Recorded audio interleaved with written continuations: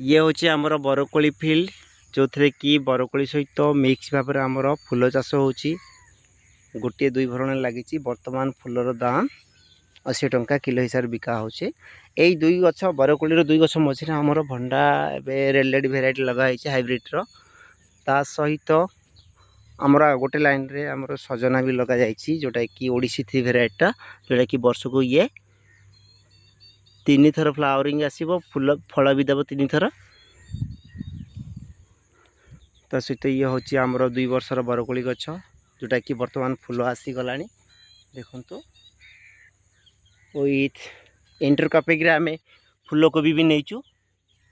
आपटे आ गोटे लाइन रे आमे फल कोबी भी नहींचु ता सहित आमे मिनेला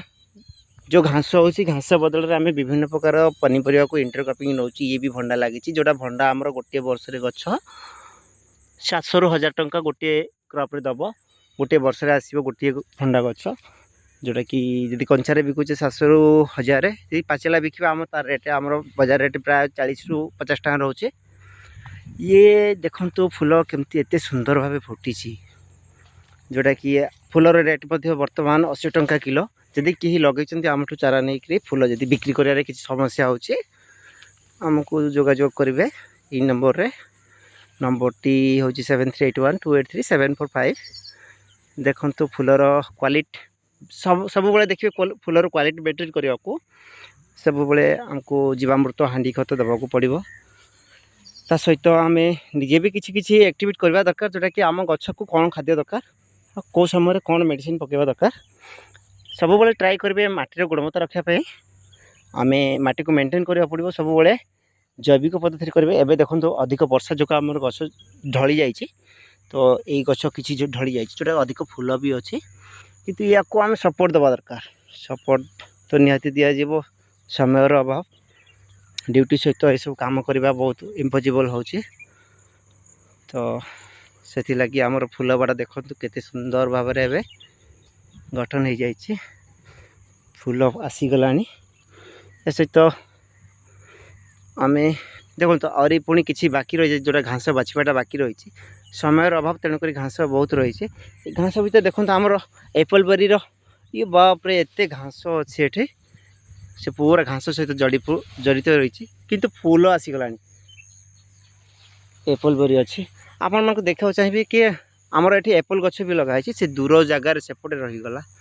पर देखा केतबे एपटे घास बछा है तेणुक गचर ग्रोथ भी कमी एपटे फ्लावर भी आसी ना से किंतु आम जिते बाड़ को आम जिते साफ सफाई रखा से आम भल ये देखु केते बढ़िया से गछ को देखा माने एते सुंदर देखा जाउछि भी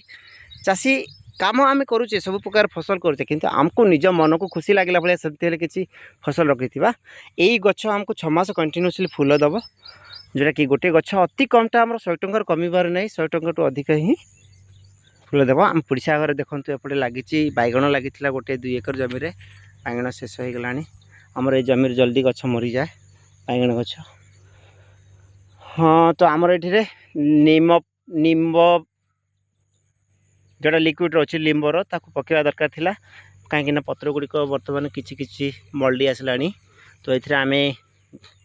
गाई क्षीर हल्दी गुंड गुड़ ये सब गोटे द्रावण पकाऊ जोटा कि पत्र जोटा सुखी जाऊँगी सी से निवृत्त रहिबो। धन्यवाद।